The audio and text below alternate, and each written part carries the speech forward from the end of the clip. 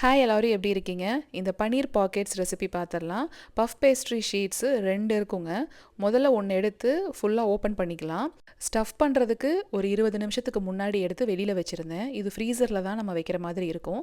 வெளியில் வச்சுட்டு லைட்டாக இந்த மாதிரி ரோல் பண்ணிக்கோங்க. ஒரு ஷேப் வர்றதுக்காக மட்டும்தான், ரொம்பலாம் பெருசாக்கணும் அப்படிங்கிறதெல்லாம் கிடையாது. ஒரு கத்தி எடுத்தோ இல்லைனா ஒரு கட்டர் வச்சோ குட்டி குட்டியாக நான் பண்ணிக்கிறேன். குழந்தைங்க பெருசாக இருக்கிற பஃப்ஸை நம்ம கொடுத்தா அப்படியும் சாப்பிட மாட்டாங்க. அவங்களுக்கு அதை எப்படியும் கட் பண்ணி கொடுக்குற மாதிரி தான் இருக்கும். அதில் பாதி ஸ்டஃபிங் பார்த்திங்கன்னா கீழே மேலேன்னு விழுந்துக்கிட்டே இருக்கும்.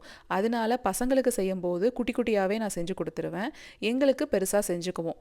பஃப்ஸு தான், மினி பஃப்ஸு தான் நான் பாக்கெட்ஸ் அப்படின்னு சொல்லிட்டேன். இங்கே ஸ்டஃபிங்க்கு ஒரு ஸ்பூன் எண்ணெய், ஒரு டீஸ்பூன் அளவுக்கு சீரகம், ஒரு பெரிய வெங்காயம் பொடியாக கட் பண்ணி சேர்த்துக்கலாம், ஒரு டீஸ்பூன் அளவுக்கு பொடி உப்பு, ஒரு டீஸ்பூன் அளவுக்கு இஞ்சி பூண்டு விழுது. அது வீடியோவில் மிஸ் ஆயிருச்சுங்க, ஆனால் சேர்த்துக்கோங்க. ஒரு டேபிள் ஸ்பூன் காஷ்மீரி மிளகாய் தூள், ஒரு டேபிள் ஸ்பூன் தனியாத்தூள் கலந்து விட்டுட்டு ஒரு தக்காளியை அரைச்சி நான் விழுதாக சேர்த்துக்கிட்டேன்.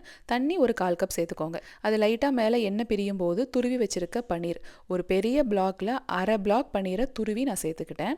1/4 டீஸ்பூன் அளவுக்கு கரம் மசாலா, கொஞ்சமாக கசூரி மேத்தி, கொத்தமல்லி இலை. இந்த ஸ்டஃபிங்கை நீங்கள் ப்ரெட்டில் ஸ்டஃப் பண்ணி பன்னீர் சாண்ட்விச்சாக கொடுத்து விடலாம். சப்பாத்தியை ரோல் பண்ணி சப்பாத்தி மாவுலையே ஸ்டஃப் பண்ணி பன்னீர் சப்பாத்தியாகவும் கொடுக்கலாங்க.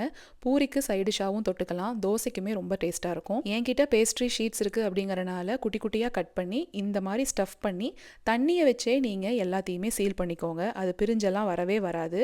இல்லை பேஸ்ட்ரி ஷீட்ஸ் இல்லை, அவனும் இல்லை அப்படின்னா நீங்கள் சப்பாத்தி மாவு தேய்க்கிற மாதிரியே தேய்ச்சிட்டு அதில் குட்டி குட்டியாக இதே மாதிரி ஸ்டஃப் பண்ணிக்கோங்க. ஒன்று டீப் ஃப்ரை பண்ணிட்டீங்கன்னா சமோசா மாதிரியே டேஸ்ட்டில் இருக்கும். இல்லை ஷாலோ ஃப்ரை பண்ணுறதுனாலும் நீங்கள் பண்ணிக்கோங்க, ரொம்பவே டேஸ்ட்டாக இருக்குங்க.